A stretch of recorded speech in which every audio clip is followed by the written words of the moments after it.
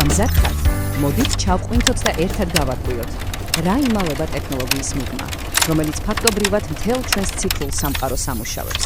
თუმცა ხშირად სრულიად უხილავი რჩება. დიახ, დღეს ჩვენ სერვერებზე ვსაუბრობთ. მოდით ვაღიაროთ. ერთი შეხედვით ის შეიძლება მართლა უბრალოდ უცნაურ, ცოტა მოუქმელ რკინის კუდს სკავდეს. თავისი ციმციმა ნათურებით და ზუზუნით ცოტა დამაშინებელიც კია. მაგრამ არ ინერვიულოთ, სინამდვილეში ყველაფერი ბევრად მარტივია და ჩვენ ახლა ამ ყველაფერს გასაგებ ენაზე ავხსნით. მოდით ყველაზე მთავარით დავიწყოთ და გავამარტივოთ. სერვერი თავისი არსით არის უბრალოდ კომპიუტერი. დიახ, სწორად გაიგეთ. მასაც აქვს ზუსტად ისეთივე საბაზისო კომპონენტები, როგორიც თქვენს ლეპტოპს ან სახლის კომპიუტერს. დედაპლატა, პროცესორი, იგივე CPU, ოპერატიული მეხსიერება, ანუ RAM და რა თქმა უნდა მყარი დისკები. კარგი, მაგრამ თუ ნაწილები თითქმის იგივეა, რატომ გამოიყურება და მუშაობს სერვერი სრულიად განსხვავებულად? საიდუმლო მის დანიშნულებაშია. ეს ნაწილები შერჩეული და აწყობილია სრულიად სხვა მიზნისთვის, სრულიად სხვა ამოცანების შესასრულებლად. აი წარმოიდგინეთ ასეთი შედარება. თქვენი პერსონალური კომპიუტერი შექმნილია პირადად თქვენთვის. მისთვის მთავარია ლამაზი გრაფიკა, მარტივი ინტერფეისი, თამაშები. სერვერი კი ნამდვილი გუნდური მოთამაშეა. ის შექმნილია იმისთვის, რომ ერთდროულად მოემსახუროს ასობით, ზოგჯერ ათასობით მომხმარებელს. მისთვის მთავარია არა გარეგნობა, არამედ უკიდურესი საიმედოობა და შეუფერხებელი მუშაობა. ბარემ ერთი კითხვაც.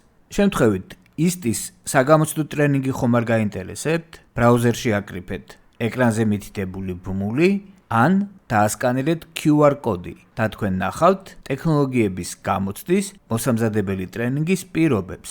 10 კრედიტს გისურვებთ. და აი სწორედ ეს განსხვავებული სამუშაო მოითხოვს სრულიად სხვა ტიპის აპარატურას.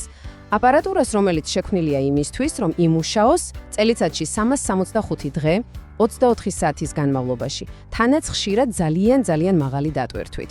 მას მარტივად რომ თქვათ, არასდროს წინავს. მაგალითად, სერვერებს თითქმის ყოველთვის აქვთ 2 ან მეტი პროცესორი. ბევრად მეტი ოპერატიული მეხსიერების ჩადგმის შესაძლებლობა. და რაც ყველაზე საინტერესოა, ცხელი ჩანაცვლების ფუნქცია. წარმოგიდგენიათ, სერვერი მუშაობს, ასობით ადამიანია მიერთებული და უცებ ბრახ ერთ-ერთი მყარი დისკი ფუჭდება. პრობლემაა? არა, უბრალოდ იღებ გაფუჭებულს, დებახალს და სერვერს არც კი აჩერებ. აი ეს არის ნამდვილი საიმედოობა. და რაც შეეხება გაგრილების სისტემას, აი ეგ ხო საერთოდ ნამდვილი საინჟინრო ხელოვნებაა. პრინციპი მარტივი ჩანს, მაგრამ შესრულება გენიალურია. ცივი ჰაერის ნაკადი შედის წინიდან, აგრილებს ჯერ მყარ დისკებს, შემდეგ კი მძლავრი კულერები ამ ჰაერს სპეციალური მილებით მიმართავენ პირდაპირ ყველაზე ცხელი წერტილებისკენ, პროცესორებისა და ოპერატიული მეხსიერებისკენ. ყველაფერი ისეა გათვლილი, რომ კრიტიკულ დატვირთვაზეც კი არაფერი გადახურდეს. კარგი, გასაგებია, რომ მძლავრია, საიმედოა, მაგრამ როგორ უმართავთ ამ მონსტრს თუ ის სადღაც შორს მონაცემთა ცენტრში დგას? ყოველჯერზე ხომ არ ვირბენთ იქ კლავიატურით და მონიტორით ხელში? რა თქმა უნდა არა. სერვერების მართვა სრულიად სხვა პრინციპით ხდება.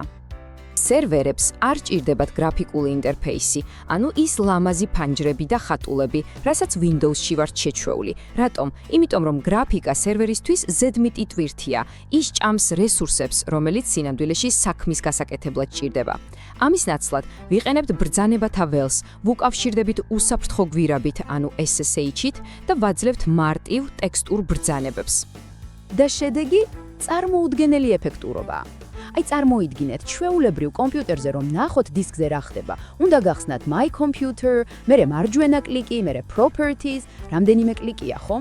აქ კი უბრალოდ კრებთ ერთ პატარა ბრძანებას და ბუმ! პასუხი ეგრევე გაქვთ წამის მეასეთში. ეს არის მაქსიმალური ეფექტურობა. კარგი.